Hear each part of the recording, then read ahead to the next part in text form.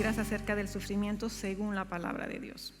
Algunas, hay muchas, pero el tiempo vamos a ver solamente algunas. ¿Amén? Es tanto lo que se puede decir al respecto que nosotros no solamente somos nosotras las que tenemos una perspectiva, sino el mundo tiene su perspectiva. Y como lo que queremos ver en esta mañana y enfatizar esta mañana es la perspectiva del Señor, yo voy a querer que nuevamente podamos presentar este tiempo, esta charla en particular, para que el Señor sea el que esté cambiando nuestras mentes y haciéndonos entender lo que queremos traer en esta mañana. Oremos una vez más, por favor. Nuestro Dios, nuestro Padre, nuestro Señor y Salvador, te damos gracias una vez más por traernos a este lugar, por lo que tú ya has hecho hasta este momento, Señor, y por lo que tú seguirás haciendo. Dios, yo te pido que abras de una forma muy especial nuestra mente y nuestro corazón para seguir recibiendo lo que tú quieras decirnos, Señor. Padre, no es la persona que está aquí al frente, es la gracia de tu Espíritu, la única que puede traer una verdad claramente expuesta a nuestros corazones, Señor. Gracias, Dios, te necesitamos y estamos aquí delante de ti, en el nombre de Jesús. Amén. Entonces, como les decía, nosotros tenemos mucha información al respecto. Y es tanta la información que si tan solo ustedes van al internet y hacen un clic buscando qué habrá sobre sufrimiento, en menos de un segundo hay más de 2,5 millones de referencias al respecto. O sea, todo el mundo quiere decir algo. Hay enfoques antropológicos, filosóficos, religiosos, médicos. Hay mucho que la gente quiere decir y hay mucho que la gente quiere saber, ¿no es cierto? Entonces, ¿qué nos habla eso? Esa necesidad de querer entender algo tan básico, algo tan común y tan cotidiano a todos en cualquier parte del mundo. Pero también eso nos hace ver el peligro que puede haber, dónde estás queriendo ir para encontrar respuestas, las respuestas del Señor. Entonces, nosotros tenemos la única fuente donde nos puede dar esas respuestas verdaderas, ¿no? Donde nos puede aclarar y mostrar lo que el Señor tiene para nosotros. Tenemos un llamado a pensar bíblicamente. ¿Por qué? Porque aún nosotras aquí, creyentes, independientemente del tiempo, habiendo escuchado muchas veces la palabra del Señor, si somos sinceras, también lidiamos en ciertos momentos con un entendimiento correcto. También tenemos nuestras pequeñas luchas en ciertas circunstancias y entendemos que aún el estudioso más profundo, el hermano más piadoso que pueda haber, no va a tener todas las respuestas a esta gran pregunta del tema del sufrimiento. Y eso es comprensible. Pero a veces lo que no podemos entender y no nos damos cuenta es que hay un peligro de que nosotros queremos sobreponer ciertas ideas, a veces por cultura, a veces porque son familiares, porque siempre lo hemos escuchado, que no le vemos ningún peligro. Pero el peligro es que anteponer ciertas ideas a lo que es la palabra de Dios, en realidad te puede llevar a estar pensando de una forma diferente de lo que es el Señor. Te puede estar llevando a poner en duda el carácter de Dios. Y cuando nosotros ponemos en duda el carácter de Dios, estamos en una zona peligrosa, estamos en un lugar muy, muy inseguro. Este llamado a pensar bíblicamente nos dice, ¿no?, en Romanos 12:2, no os conforméis a este siglo, sino transformaos por medio de la renovación de vuestro entendimiento.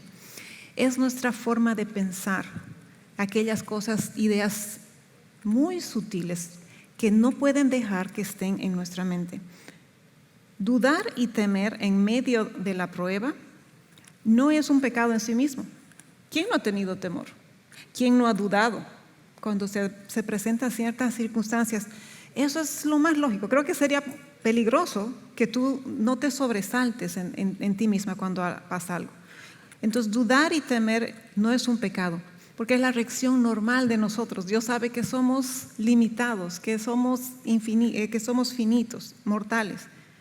Ahora, dejar que ese miedo y ese temor te aparten del Dios verdadero, eso es incredulidad. y eso ofende a Dios. Entonces se dan cuenta, toda nuestra forma de pensar y las ideas que tengamos van a jugar un papel muy importante en qué curso vayan tomando lo que nosotros estamos dando pie en nuestra mente. Mucho hay que decir sobre este tema. Y de hecho, no sé si se han dado cuenta, en la orquestación del Señor en este año como iglesia, hemos tenido mucha administración, hemos tenido mucha prédica al respecto, diferentes enfoques. De hecho, una de las charlas por su causa tenía que ver con el sufrimiento. Y damos gracias a Dios porque nos está recordando, ¿no? Muchas de nosotras, de las que estamos aquí, tal vez en este año en particular han pasado situaciones muy difíciles. Tal vez todavía no están puestas de pie de algún evento que hayan tocado sus vidas. Han cambiado. Uno cambia en los procesos de dificultad, en los procesos de aflicción. Pero aún con todo eso que hemos escuchado y vivido, aún nosotros necesitamos ser instruidas constantemente, instruidas, alentadas, ver lo que el Señor nos está queriendo decir. Entonces, eso es lo que nosotros queremos hacer en esta mañana. Como nosotras no sabemos lo que nos depara el mañana, solamente el Señor lo sabe. El pasado ya pasó, el futuro está en las manos del Señor. ¿Qué es lo que nos compete a nosotras? El hoy. Hoy estamos aquí. Esta mañana tú has decidido estar aquí. Este día tú has decidido entregarlo al Señor para que el Señor nos hable. Entonces, esta mañana, es un tiempo que tenemos para prepararnos, para ser diligentes. ¿Por qué? Para estar más preparadas cuando el día de mañana, pues en la orquestación divina del Señor, la aflicción toque nuestras vidas, nos encuentre más preparadas, más firmes. Nunca vamos a ser expertos, aquí nadie ya se ha graduado del tema del sufrimiento. Estamos en diferentes etapas, todas vamos a seguir aprendiendo, pero que al menos hoy tú puedas decir: Señor me instruyó un poquito más en este tema. Hoy aprendí un poquito más, algo a lo cual asirme o algo a lo que también debo desechar. La Biblia, no la Biblia, sino que Lutero tenía una frase. Él decía: no podemos evitar que las aves vuelen sobre nuestras cabezas, pero sí podemos evitar que hagan nido en ellas. La idea de poder ser transformadas en nuestra forma de pensar es eso, no dejar que ciertas ideas empiecen a anidar tu mente y por tanto tu corazón. Amén. Entonces, habiendo dicho eso, vamos a empezar con una de las primeras situaciones que pueden causarte un poco de inquietud. Y yo quisiera que seamos bien sinceras con nosotras mismas cuando estemos escuchando en esta mañana los diferentes puntos. Y es que en ningún momento podemos decir: yo nunca pensé eso, ni se me hubiera ocurrido pensar eso. Porque probablemente sí, no en la misma dimensión, pero probablemente sí. Y si no fuiste tú, tal vez alguien a tu lado. Entonces, lo que tú escuches y aprendas, úsalo también para entender a otra hermana. Tal vez tú no estás ahí, pero hay una hermana que sí necesita que tú le digas: eso puede pasar, y la lleves a la luz de la palabra.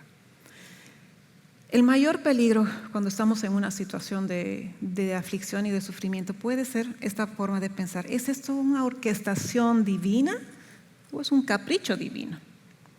Es una línea fina en el pensamiento. No sé si pueden ver eso, ¿no? Cuando tratamos de dar una razón a lo que estamos viviendo, especialmente cuando son eventos que te han sorprendido, cuando son situaciones súbitas. ¿Cuál es la primera reacción? Sorpresa, queja, preguntarse: Dios, ¿cómo puede ser esto? Que tú estás detrás de esto. ¿Cuánto tiempo pasa cuando tú llegas a ese punto de estar en un momento de rendición? Amén, Señor. Si esto es tu orquestación, amén. Obra tú, haz tú. Es interesante, pero cuando uno está en el momento, a veces te olvidas que realmente el Señor te ha mostrado en muchas ocasiones, muchas ilustraciones que nos hacen recuerdo que el Señor va obrando así. El Señor nos muestra lo importante que es que alineemos nuestros pensamientos a la verdad de Dios, porque eso no solamente nos va a dar paz, sino nos va a dar estar cerca de Él. ¿Saben cuál es el mayor peligro cuando trae una aflicción? No es el dolor, no es la tristeza, no es la pérdida per se. El mayor peligro es que esa aflicción te aparte del Dios verdadero. Y puede ser de a poquito, cuando das pie en tu mente a que una cosita errada, no tan diferente a la Biblia, la pienses y luego al final tú terminas muy lejos de lo que era el principio de Dios. Entonces ese es el peligro. La Biblia nos da muchas ilustraciones y vemos cómo el pueblo de Israel pasó por infinidad de eventos y ninguno, y el pueblo de Israel lo entendía, ninguno estaba fuera del alcance de Dios. Su esclavitud y su libertad estaba en las manos ¿de quién? De Dios. Los tiempos de sequía y los tiempos de lluvia, ¿en las manos de quién? De Dios. Los tiempos de salud, los tiempos de enfermedad, ellos entendían muy bien esa soberanía. Y para que nosotras tengamos esa idea de cómo nada se escapa a lo que el Señor hace, podemos ver que Dios está en control, por ejemplo, del aspecto político, aunque no nos guste. Pero dice en Daniel, Él cambia los tiempos y las épocas, quita y pone reyes, da sabiduría a los sabios e inteligencia a los inteligentes. O sea, Dios está en control. En el Nuevo Testamento también se nos instruye, Dios está en control de esa parte política que mueve a nuestros pueblos. De la naturaleza, Dios tiene control del viento, Dios tiene control de las tempestades. En Mateo, cuando están en medio de esa tempestad, dicen los discípulos, ¿quién es este que aún el viento y el mar lo obedecen? En cuanto a la salud, Dios está en control, porque Él inflige dolor, pero da alivio. Él hiere, pero sus manos sanan. En cuanto a la vida y la muerte, el Señor da muerte y da vida, dice 1 Samuel 2:6. Deuteronomio 32:39 dice, ved ahora que yo soy, yo el Señor, y fuera de mí no hay Dios. Yo hago morir y hago vivir. Yo hiero y yo sano, y no hay quien pueda librar mi mano. O sea, ¿qué nos dice esto? Tal vez nuestra reacción al escuchar pasajes como estos, y hay muchos en la Biblia, nos puedan decir, no entiendo. Y es cierto, tal vez muchos no los podamos entender. Cuando uno está en tiempos de universidad y tú estás entre incrédulos, principalmente jóvenes, te hacen esas preguntas difíciles que tratan de hacerte dudar de tu fe. ¿Y dónde está Dios en estas circunstancias? ¿Y cómo puede ser Dios permita esto? Y tal vez no puedas entenderlo, tal vez no le dé la respuesta satisfactoria, pero sí nosotros sabemos que eso es Dios. Dios ha decidido que Él puede orquestar las cosas como Él quiera, pero con un propósito.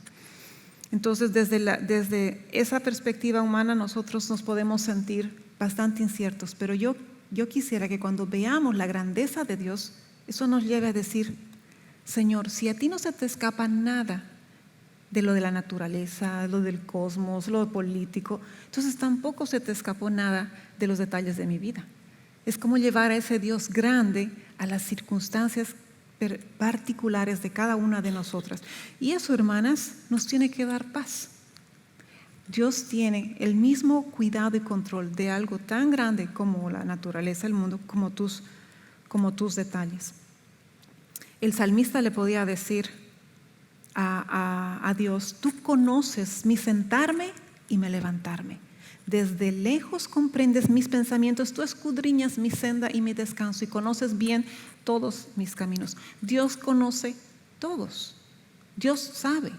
Lo nuevo que puede traer un día a nuestras vidas, para Dios no es desconocido. No es algo que a Dios le sorprende, no es algo que lo toma desprevenido.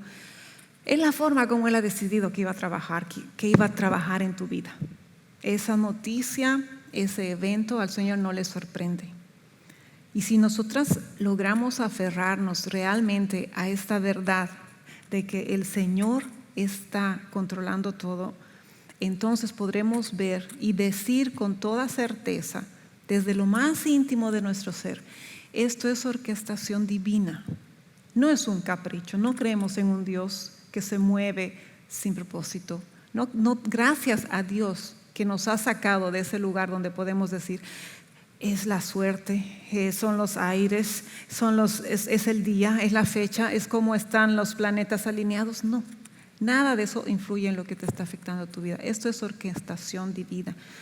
Pero la verdad, cuando tú estás pasando situaciones difíciles, llegar a este punto es más fácil decirlo que vivirlo.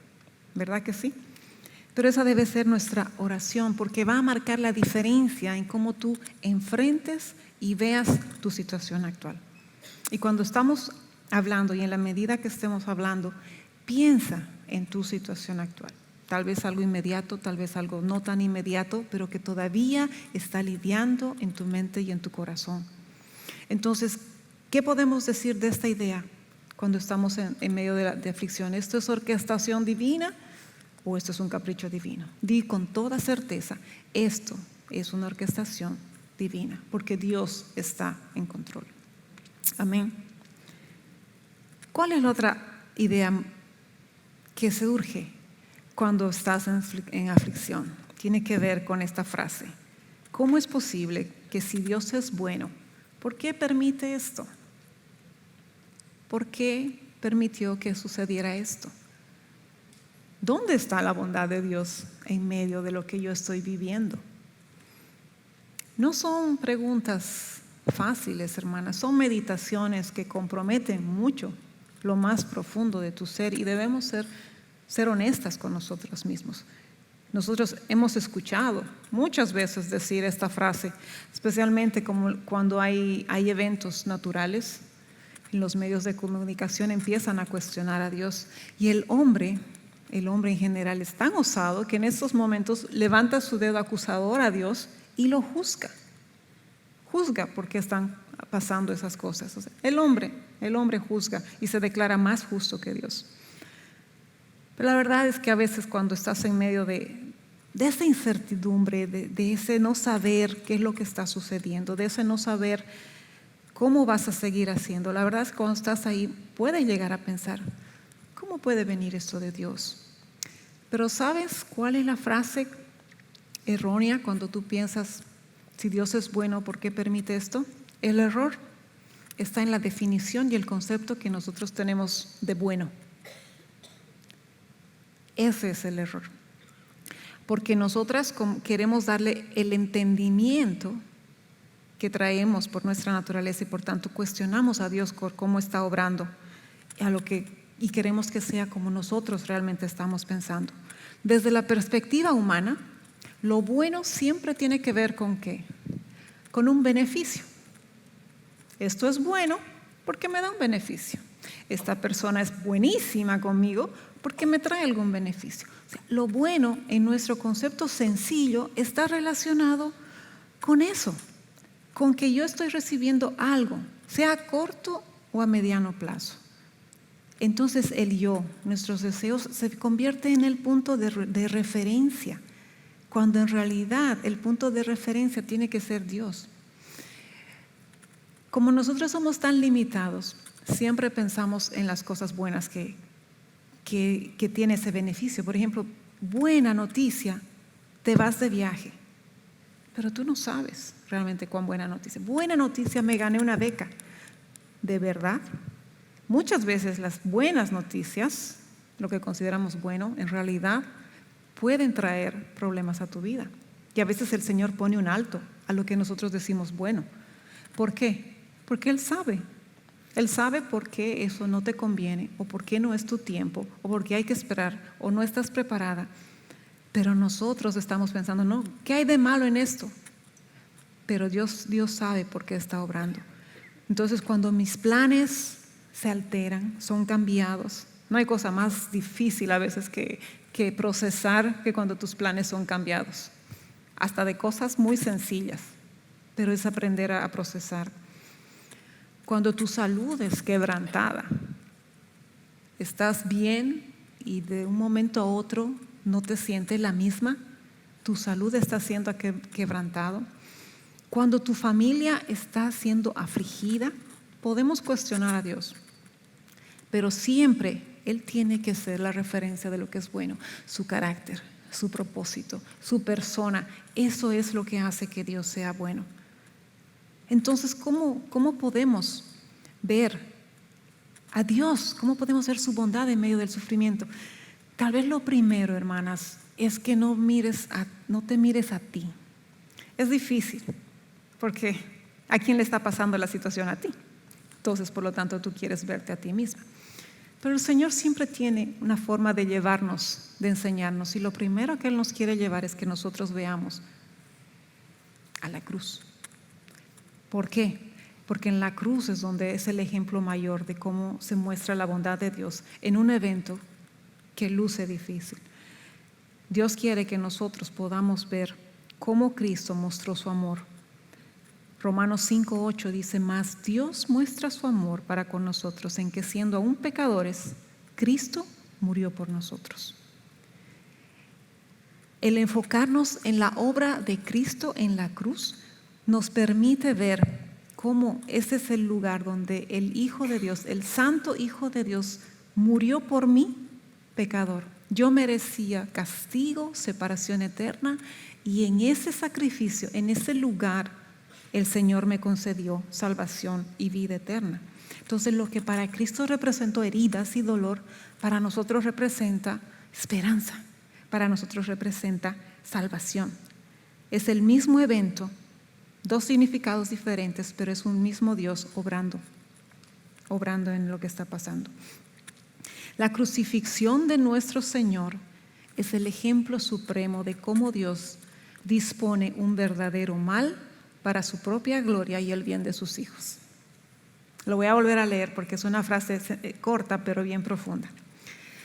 La crucifixión de nuestro Señor es el ejemplo supremo de cómo Dios dispone un verdadero mal para su propia gloria y el bien de sus hijos.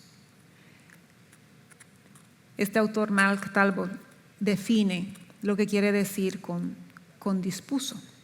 Él dice: decir que Dios dispone algo significa que fue su voluntad. Amén.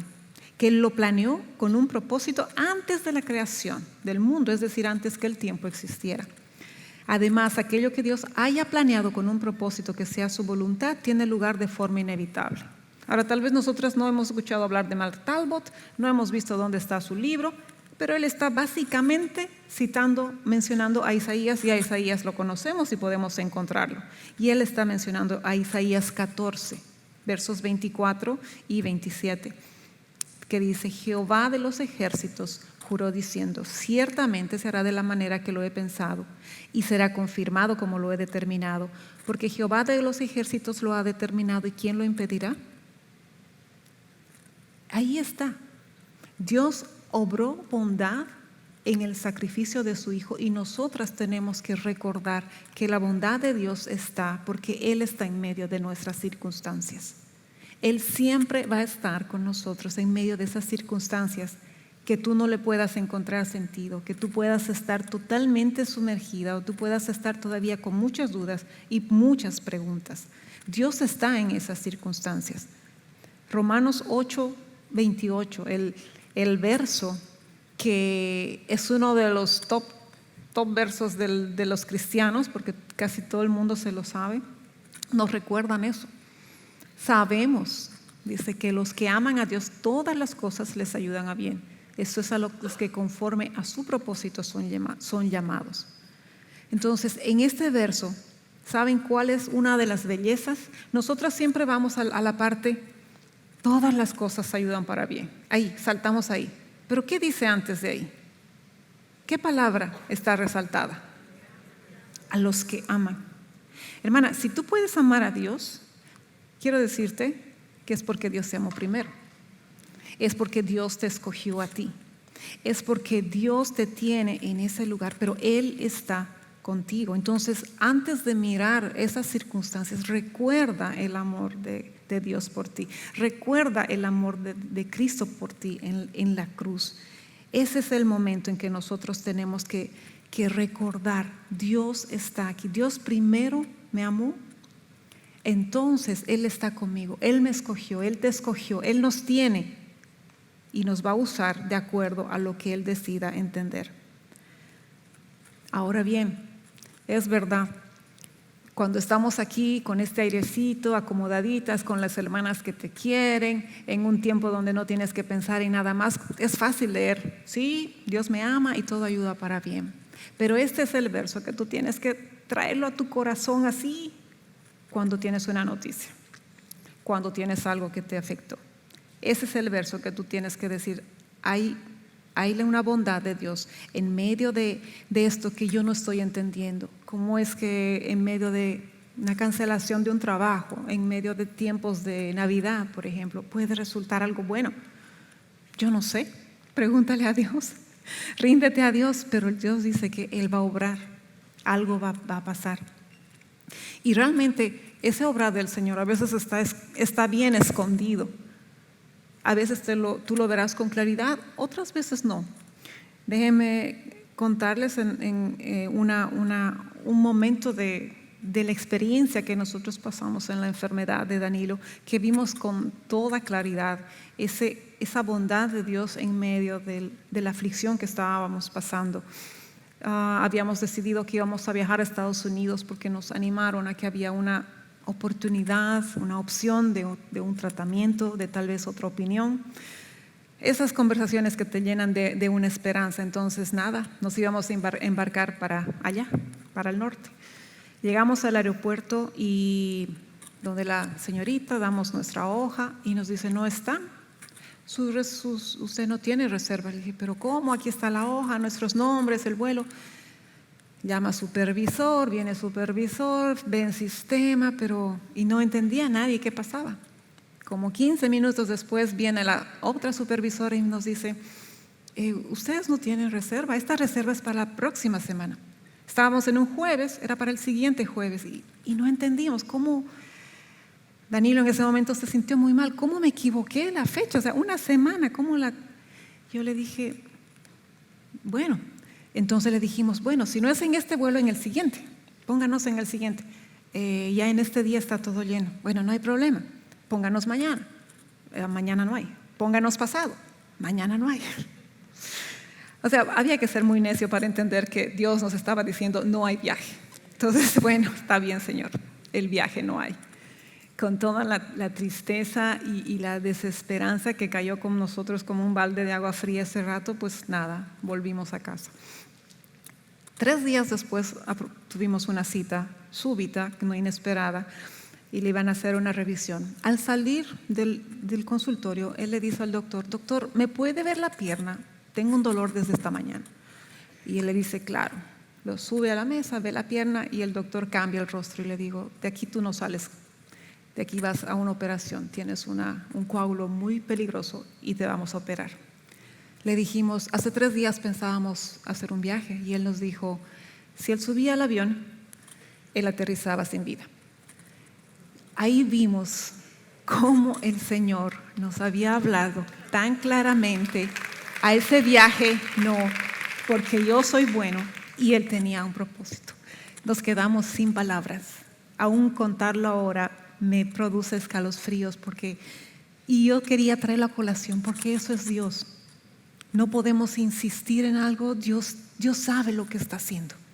Hay bondad de Dios en medio de lo que tú estés pasando. Algunas veces lo verás con claridad, otras no tanto. Y de verdad, la Biblia está llena de palabras esperanzadoras que nos dicen cuán bueno es Dios. Pero no te quedes con el verso de bondad. Reflexiona que muchas veces esos versos no fueron dichos en tiempos de bonanza. Fueron dichos como conclusión después de un tiempo de aflicción del pueblo de Israel. Después de reprensión, después de tiempos difíciles, la conclusión es una exclamación de la bondad de Dios. Ojalá que podamos llegar ahí, no solamente en los eventos grandes, sino en las cosas más pequeñas. Hay un pasaje que lo vamos a ver un poquito, donde nos muestra, que yo lo traje para esta mañana, porque es breve, pero nos muestra cómo se ve la bondad de Dios en medio de una circunstancia difícil del pueblo de Israel. Este está en el pasaje de Éxodo 15, los versos 22 al 27. No es necesario que lo busquen, pero es el evento, el pueblo es liberado y pasa su primera dificultad, que fue la necesidad de agua. Era un problema. De verdad, era una situación difícil. Y entonces, ¿qué es lo que Dios hace? ¿Cómo nosotros vemos su bondad obrando en medio de ellas? Tratemos de imaginarnos con un poquito más de corazón lo que estaban viviendo este pueblo. Hermanos, estaban en el desierto. Para nosotros la palabra desierto significa dificultad, pero tú estás escuchando desierto en medio del aire. Que si tienes sed, que quieres tomar algo, lo máximo que te va a tomar es unos pasos al bebedero. Esta gente tenía sed y no tenía dónde conseguir agua. No había forma. Había agua, pero no les servía. Era agua salobre, no era agua potable, era agua que no podían beber. Y la necesidad era real. Ellos estaban sufriendo su primera gran prueba después de haber sido liberados. Y lo estaban sintiendo en carne propia, lo que iba a significar las dificultades de un lugar tan árido como el desierto. Pero Dios fue bueno con ellos en esta circunstancia. Miren por qué. En el verso 22 dice: Moisés hizo partir a Israel. Aquí la bondad de Dios se muestra en que Dios les preparó un líder. Iba a haber un líder. Este no va a ser un pueblo que iba a estar sin cabeza. Dios orquestó y preparó un líder que pueda guiar a ese pueblo en esa etapa que ellos estaban iniciando. Primera cosa. Verso 25 dice: y Jehová le mostró un árbol.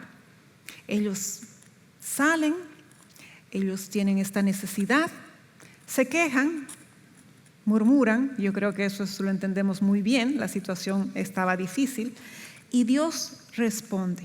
Dios les da una salida. Dice: Jehová le mostró un árbol. Una salida totalmente fuera de cualquier expectativa humana. Hermanas, ¿cuál era la necesidad? Agua.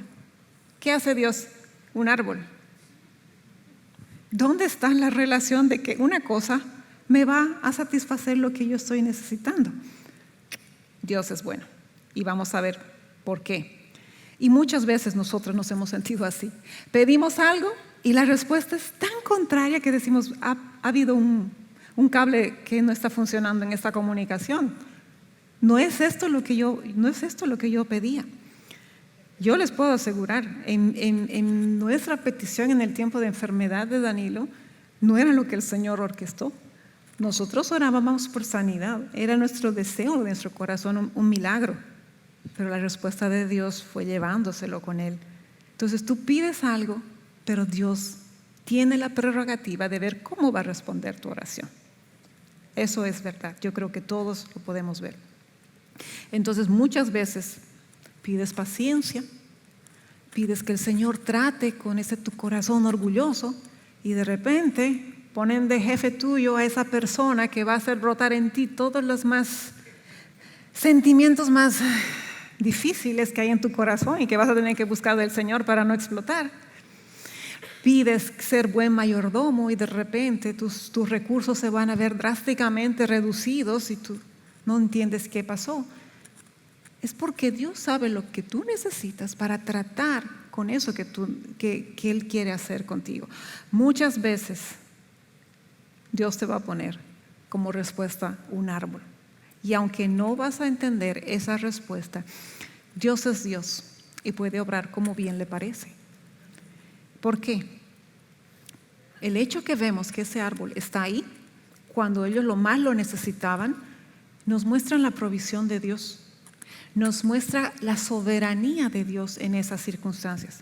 Dios tenía el poder de haber hecho algo más extraordinario, pero yo no sé qué más extraordinario podían haber visto este pueblo. Vieron las 10 plagas, vieron el mar abierto, o sea, nada les asombraba.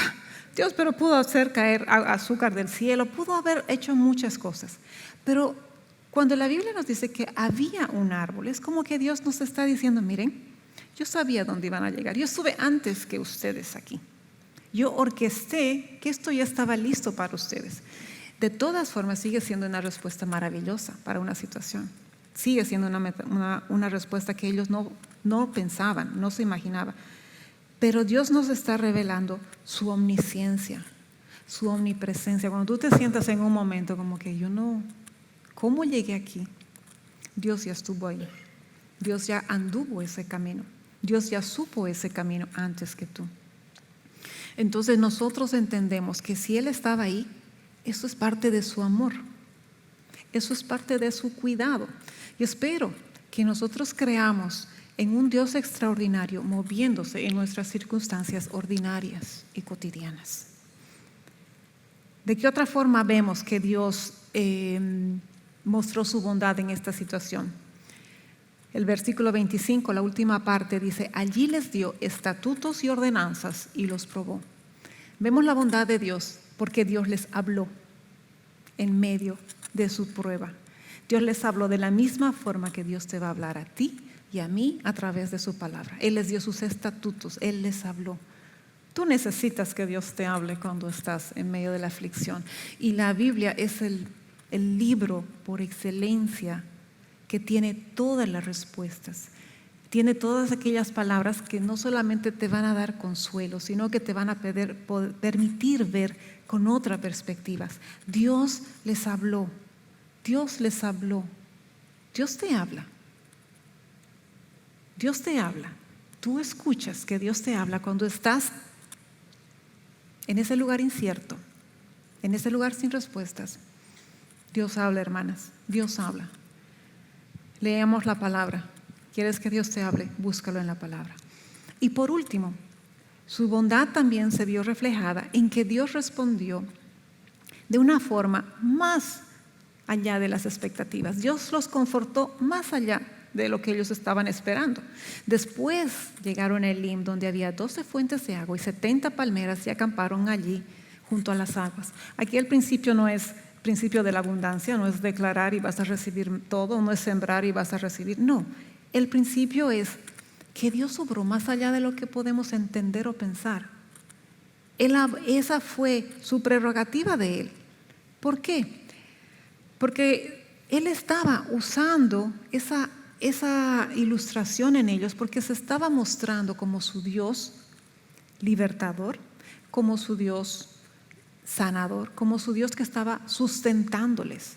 Eso es lo que Dios estaba mostrándoles en medio de su aflicción. Dios está mostrando su amor bondadoso y su poder en medio de la presencia con ellos. Y lo mismo sucede con nosotros. Ellos estaban aprendiendo a vivir por fe y no por vista, porque vieron muchas cosas. No hay ningún pueblo, no hay ningún cristiano que pueda decir que vio tantas maravillas naturales como las vieron ellos. Pero ahora ellos tenían que aprender a vivir por fe, tenían que conocer a Dios. Entonces, eso es lo que nosotros vemos. Las pruebas y dificultades nos enseñan a vivir por fe, nos enseñan a ver a Dios. Y este principio bíblico debe ser una realidad en tu vida, en mi vida, en todo momento, en todo momento. Tercera idea que puede rondar tu cabeza: ¿el tiempo sana o es Dios que sana a través del tiempo? Tal vez a ustedes les parezca un simple juego de palabras. ¿Qué más da una palabra menos, una palabra más? Bueno, no es solamente que el orden de los factores no altera el producto. Una palabra aquí altera mucho el significado que tú le estés dando. ¿Con cuál parte de la oración tú te quedas a veces? De verdad que esta frase uno lo escucha mucho en diferentes circunstancias. No, deja, el tiempo va a sanarte. El tiempo lo único que va a hacer es que nos va a llenar de arrugas y canas. Pero si no dejamos que el Señor haga su obra a través del tiempo, no va a haber ningún cambio. Y lo que nosotros queremos es que el Señor haga un cambio. Esos cambios que nosotros atribuimos al simple paso del tiempo no se pueden dar a menos que reconozcamos y pongamos nuestra fe en Dios. Si Dios no está obrando en nuestra sanidad y restauración de nuestras almas, el tiempo no va a traer nada. Es más, nada bueno, podríamos decir, nada, ningún fruto agradable. Lo que va a traer es simplemente mayor amargura, mayor dolor. Y yo creo que nosotros hemos visto cómo el Señor, cómo hay personas, que realmente no han podido dejar que el Señor quiera sanar. Janine hablaba en la prédica en la anterior, que si tú conoces a alguien que no se quiere dejar ayudar, imposible. Esto es lo mismo. Si tú no quieres que el Señor te sane, te restaure, imposible. Tú vas a cargar el peso de tu dolor, de tu amargura, de tu resentimiento, de tu falta de perdón, hasta que tú te mueras. Dios nos habla y Dios nos dice, ¿cómo Él sana en la medida que nosotros nos inclinamos a Él? El día que clamé, me respondiste, fortaleciste el vigor de mi alma. En la orquestación del Señor leímos este salmo al inicio. El día que clamé, clamemos al Señor. Fortaleciste el vigor de mi alma, porque sí, tú necesitas aún esas fuerzas físicas, pero las vas a encontrar en el Señor y solamente en el Señor. Y lo que decíamos en el Deuteronomio, Dios está declarando como que Él es quien sana. Dios es quien sana, hermanas. Cuando vimos el verso de Job, porque Él inflige dolor pero da alivio, Él hiere pero sus manos sanan, no es Job quien lo está diciendo en este momento, es uno de esos sus amigos que en lugar de consolarlo, que pasó de consolarlo a confrontarlo, pero le está diciendo una verdad, le está recordando, Dios está en control, Dios sana.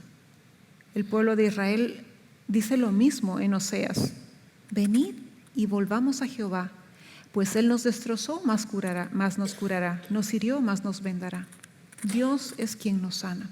De hecho, la palabra, una de las palabras con las cuales nosotros identificamos a nuestro Dios es Jehová Rafa, Él sana. Pero esto no tiene que ver solamente con un contexto de salud física. La primera vez que aparece este versículo es en el pasaje que vimos de Éxodo. Al terminar ese evento, Dios les dice que no les va a enviar ninguna de las plagas que envió a Egipto, sino que Él es Jehová su sanador. Pero Dios no se estaba refiriendo a la parte física, porque al final ese pueblo enfermó, murió. Él estaba hablando de una sanidad de su alma, de una sanidad espiritual. Ellos tenían mucha necesidad. Ellos estaban necesitando que Dios también restaure ese mundo espiritual. ¿Por qué? No conocían a Dios. No conocían a Dios. Conocían de Dios, habían visto sus obras, pero no conocían a Dios. O sea que había una oscuridad espiritual. Su corazón también era idólatra, al igual que el de los egipcios. Ellos eran un pueblo idólatra. Su corazón también estaba lleno de úlceras y de llagas, no externas, pero de queja, de murmuración, de falta de fe. Entonces Dios les está mostrando, yo soy Jehová tu sanador. Y esta necesidad física que tú ves ahora, también yo estoy supliendo la necesidad espiritual que tú tienes en tu alma. Ahora realmente uno quisiera saber, ¿y cuánto tiempo le toma a Dios este proceso de sanarme, de salir de esto? Quisiéramos tener esa respuesta, realmente quisiéramos tener una fórmula de decir, mira, si tu prueba va en este rango, si cae en estas características, espera tanto tiempo. No sabemos, eso solamente lo sabe el Señor. En este pequeño evento que vimos del pueblo de Israel, todo sucede en 3 días, intenso, pero son 3 días. ¿Por qué? Orquestación del Señor, tal vez porque la necesidad física era agua, el cuerpo, el ser humano no puede vivir más de 3 días con agua, tal vez era porque estaban empezando su caminar en la materia del sufrimiento y la aflicción y tenían que empezar con algo sencillo, no lo sabemos, pero ciertamente Dios sabe cuánto tiempo va a pasar hasta que Él te saque, Él te lleve, pero ciertamente lo va a hacer. Ciertamente va a haber un momento en que el Señor te va a cambiar esas circunstancias. Hay esperanza, pero mientras tanto, como no sabemos el cuándo, ¿qué debemos hacer? Pues hacer lo que hace el salmista, hacer lo que hace cualquier hijo de Dios, necesitado de Dios en medio de la aflicción. ¿Qué es qué? Es volverse a Él, es clamar con todo nuestro ser. Cuando tú escuches o leas la palabra clamor en la Biblia, ponle toda la intensidad que tú entiendas. Aquello que a ti te sale, te brota del fondo del alma, como que si no me lo das, muero. Esa es la palabra clamor. Eso es lo que hacía. Y nosotros clamamos a Dios porque sabemos que Dios inclina su oído al que clama a Él. Esa es nuestra certeza. Clamamos a Dios porque Él da fuerzas al que no tiene ninguna. Y tal vez tú has estado ahí, yo he estado ahí. Clamamos a Dios porque Él sostiene al débil y cansado. porque Él conforta al triste y al abatido, porque da esperanza al que no tiene ninguna. Yo no sé tus circunstancias, tal vez muy pocas personas saben si estás lidiando con algo, pero el que clamemos a Dios nos debe dar la certeza de que todo esto es verdad. O sea, Dios inclina su oído, da fuerzas, sostiene, conforta, da esperanza. Entonces, ciertamente, en el tiempo que Él tome este proceso de sanarnos, de cambiarnos de escenario, permitamos que Él esté transformando nuestras vidas, que haya una transformación en tu forma de pensar, que haya una transformación en tu forma de hablar, en tu forma de ver las cosas, en tu forma de ver la vida. Esa va a ser una gran bendición. Luego tenemos otra idea que es muy humana, muy natural. No encuentro sentido en lo que me pasa, en lo que estoy viviendo, versus Dios tiene un propósito. Dios tiene que tener un propósito. Pero sí, muchas veces nosotros decimos, no encuentro sentido, hermana. No le encuentro ni pies ni cabeza. Yo no sé si esa frase también se dice aquí. Cuando algo está así totalmente sin sentido, es que tú a la situación no le encuentras ni pies ni cabeza. Y es que cuando hay ciertas situaciones en que va a ser así. Por ejemplo, para nosotras escuchar noticias de fuera no nos hace mucho sentido porque no estamos ahí. O situaciones más sencillas, el frío que está haciendo en Nueva York, por ejemplo. Para nosotras no nos afecta mucho porque aquí seguimos en un calor de verano eterno. Entonces, ¿cómo te va a afectar? No, tú lo escuchas, pero no nada. En 3 semanas estamos yendo con mis hijos a Bolivia y yo les voy a decir, bueno, hermanas, yo aterrizo en una ciudad que está a 4,000 metros y nosotros aquí estamos a 50 metros sobre el nivel del mar.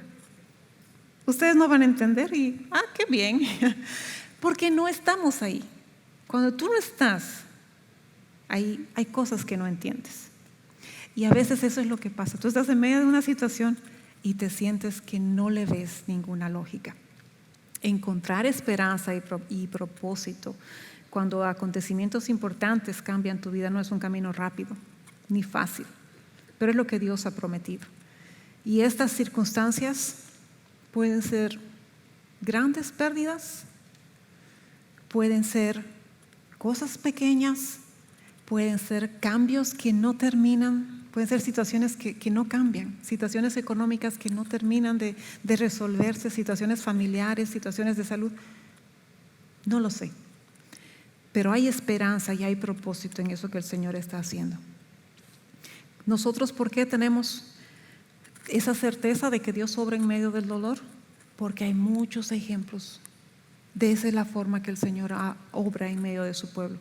Ejemplos en la Biblia, ejemplos en la vida de hermanos contemporáneos, ejemplos en la vida de cristianos de otros tiempos. Hay. Y eso a nosotros nos lleva a decir, Señor, hay sentido en lo que tú estás haciendo. Permítame mencionar y tomar de ilustración la vida de José. Un lapso de sus 16, 17 años, después de que José es vendido por sus hermanos. Vamos a tratar de ver muy, muy someramente qué es lo que pasó en su vida y cómo el Señor mostró un propósito en él. Ustedes saben que José fue vendido a la tierna edad de 16 años. Entonces, estos son los cambios que él pasó en muy poco tiempo. Pasó de estar cómodo y seguro al lado de su padre a estar en un pozo solitario y oscuro. Cada cosa que yo lea, por favor, entiéndanla, son situaciones y circunstancias significativas. Pasó de ser una persona libre a un esclavo, así inmediatamente. Pasó de ser alguien a ser nadie, que a nadie le importaba. De tenerlo todo a no tener nada. De ser preferido y amado a ser desechado. Esas fueron las circunstancias de José. Fuertes. Yo creo que ninguna de nosotras está lejos. Por lo menos el de libre y esclavo no te lo atribuyes. De este lado del mundo, ninguna de nosotras puede decir que ha pasado en lo físico. Pero vivir todo eso al mismo tiempo, en una vida, en no mucho tiempo, lapso de tiempo, es fuerte. Es fuerte. Todas esas situaciones fuertes y graves fácilmente harían perder la esperanza de que Dios estaría en medio de él o en medio de esas circunstancias, o que habría un sentido en medio de tantas circunstancias. Pero ¿qué es lo que Dios nos dice? Que Jehová estaba con él. 3 veces le dice en el capítulo 39. Dice, Jehová estaba con él. Jehová lo hacía prosperar en todas sus empresas. El otro verso, Jehová estaba con José y extendió a él su misericordia. En otro verso, Jehová estaba con José y lo que él hacía, Jehová lo prosperaba. ¡Wow! ¿Tú sientes que Jehová está contigo? Jehová estaba con él. Esa es la diferencia. Ahí es que está el sentido a unas situaciones humanamente tan caóticas, tan caóticas. Y ya me están llamando a cierre y capítulo. Pero Dios está contigo. Y por último, para terminar este tiempo, hay felicidad en medio del dolor. Esa es otra idea que tú puedes tener. Con la perspectiva de lo que es la felicidad humana, no hay felicidad. Con la perspectiva divina del Señor puede haber un sentido de felicidad, pero que trasciende a lo que es en este mundo. Bien, las bienaventuranzas dicen, bienaventurados los que lloran, porque reiréis. Ese es en Lucas 6:21. Y en Mateo 5:4, bienaventurados los que lloran, porque recibirán consolación. Puede ser que en este mundo haya muchas cruces en tu vida, pero eso te permitirá estar preparado para las coronas que el Señor tiene. Puede ser que tu felicidad sea no concentrarte en lo que tú vas a lograr aquí, sino lo que el Señor está queriendo preparar para más allá. Puede ser que la felicidad va a estar en entender que tus circunstancias difíciles te permiten acercarte y compadecerte de aquel que también va a pasar por una situación difícil. Sacrificar tu presente por un futuro glorioso es lo que el Señor entiende que es una felicidad para nosotros. Las lágrimas, el llanto de este tiempo tienen una perspectiva diferente a la luz del Señor. Hay una esperanza que el Señor nos dice, tú has tomado en cuenta mi vida errante, pon mis lágrimas en tu redoma. ¿No están en tu libro?, decía el salmista. Y la esperanza que nosotros tenemos al final de este tiempo es lo que el Señor va a hacer. Él destruirá la muerte para siempre. El Señor enjugará las lágrimas de todos los rostros. Eso lo dijo Isaías pensando en un futuro, pero en Apocalipsis vemos lo mismo. Enjugará Dios toda lágrima de los ojos de ellos, y ya no habrá más muerte, ni habrá más llanto, ni clamor, ni dolor, porque las primeras cosas ya pasaron. Hermana, esa es nuestra esperanza. El Señor enjugará toda lágrima. En el tiempo que Dios nos conceda, veamos que hay un propósito en medio de tus circunstancias que pueden trascender a tu vida, a tu tiempo, pero que tienen que honrar a Dios, porque eso es lo que el Señor está haciendo en medio de nosotros. Amén. El Señor es bueno. No te olvides. El Señor orquesta tus situaciones. No te olvides. El Señor es quien sana a través del tiempo. El Señor te da sentido a lo que tú estés viviendo. El Señor, solamente el Señor va a hacer la diferencia en nosotras, en nuestras circunstancias.